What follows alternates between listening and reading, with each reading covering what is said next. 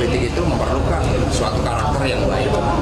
Politik itu kan sadar orang, politik itu membangun peradaban, politik itu kehidupan, politik itu dirayakan oleh bagaimana kita merespon dari rakyat bertanggung jawab pada masa depan. Itu yang akan mewarnai.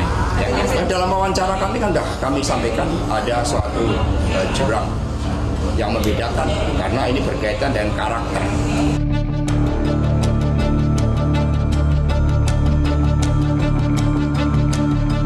Kader Golkar Ridwan Hisam bilang kalau Pak Jokowi sudah menjadi kader Golkar sejak 97 itu gimana Pak? Ya, itu tanya sama Ridwan Hisam. Tapi benar Pak itu Pak? Tapi soal Pak Jokowi menjadi ketua umum itu gimana tanggapannya Pak terkait itu Pak? Ya, itu kata siapa itu?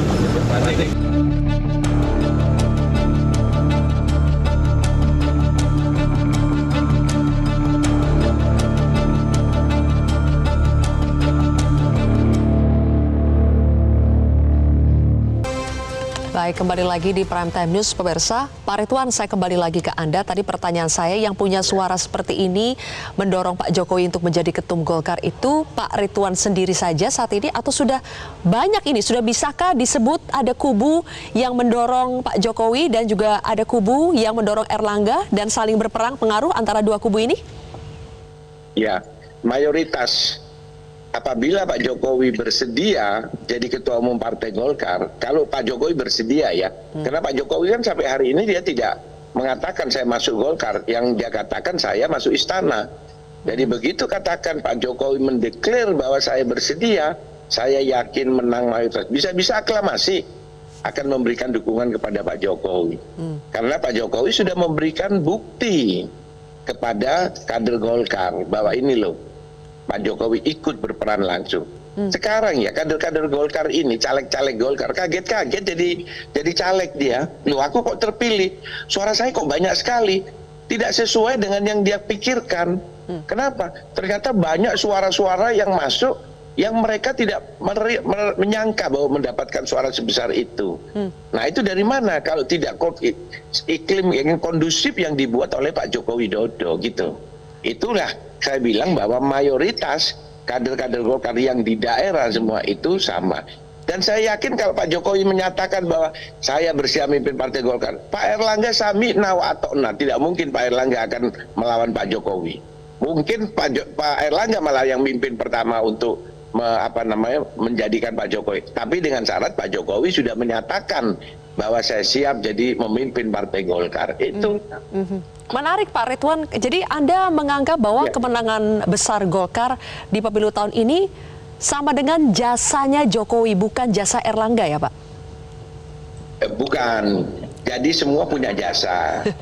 Jadi Pak Jokowi saya menganggap yang terbesar. Pak Erlangga juga punya jasa ketua umum, ya kan? Caleg-caleg semuanya ada, pengurus-pengurus semuanya ada banyak. Nah itu bekerja. Jadi tidak ada yang berjasa dalam artian tidak berjasa. Tapi saya kalau memberikan proses yang terbesar itu adalah Pak Jokowi. Karena kalau iklimnya tidak kondusif, Golkar tidak bisa menang. Bukti pada saat 99 kondisinya tidak kondusif, padahal kuat kan Partai Golkar, Golkar itu, tapi kalah dia pada waktu itu tahun 99. Baru 2004 menang kembali. Nah itu jadi memang Golkar ini harus kondusif. Dan Golkar itu kalau disenggol mekar, kalau tidak disenggol dia tidak mekar dia. Senggol terus ini ya. Jadi harus disenggol. Baik, Mas Hanta. Dia. Nanti kita balik lagi nih ke Pak Ridwan. Mas Hanta, kalau melihat dukungan tadi sudah ada pernyataan dari Pak Luhut, Pak Ical yang kalau kita indikasikan itu mendukung Erlangga untuk kembali menjadi ketua umum ya. Dengan dukungan ada pentolan-pentolan Golkar seperti Luhut, Abu Rizal Bakri, apakah posisi Erlangga sebagai ketua umum Golkar sampai saat ini dan kalau masuk ke Munaslup 2024 di Desember nanti itu masih kuat tidak? Posisi Pak Erlangga menurut saya sangat kuat. Kuat. Didukung atau tidak didukung, apalagi didukung oleh pentolan figur-figur kuat yang berpengaruh pernah menjadi ketua umum di Partai Golkar. Sepanjang satu hal catatannya, dua hal mungkin.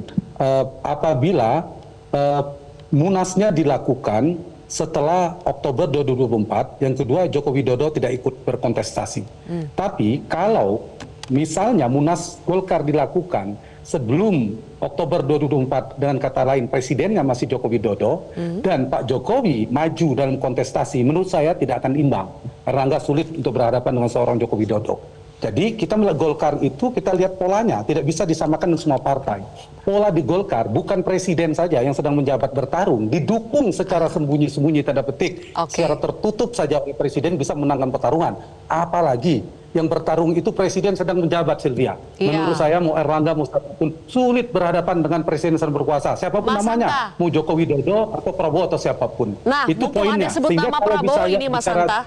Sedikit saja sebelum kita closing ya, Anda sebut nama Prabowo. Jika benar Jokowi adalah pihak yang berusaha mengatur-ngatur Golkar, Pak Ridwan tadi mengatakan kalau Pak Jokowi mau maju, Pak Erlangga akan menggelar karpet merah buat Pak Jokowi.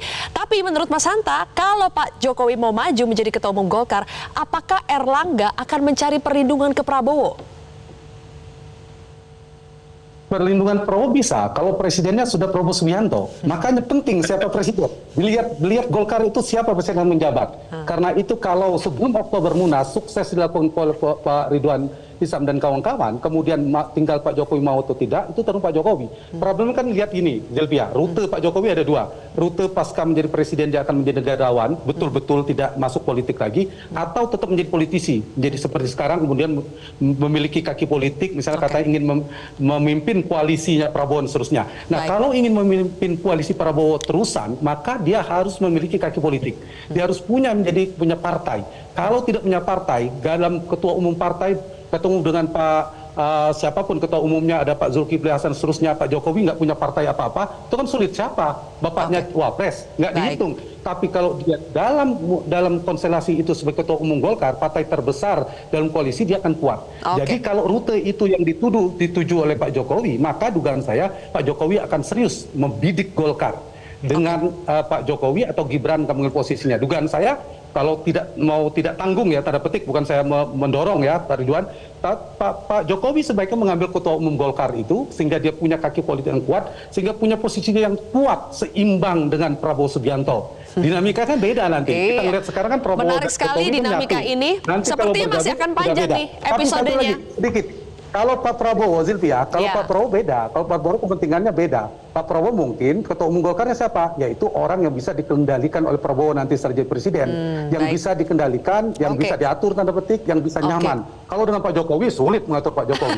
Tapi kita bisa melihat dari perspektif netral. Masih seru diskusinya, tapi sayang sekali waktunya sudah habis. Mas Hanta, Pak Ridwan, nanti kita lanjut lagi ya di episode selanjutnya. Karena ini kayaknya masih akan panjang ya. Pak Ridwan, Mas Hanta, terima kasih sudah bergabung bersama kami di Prime News hari ini. Ya, siap.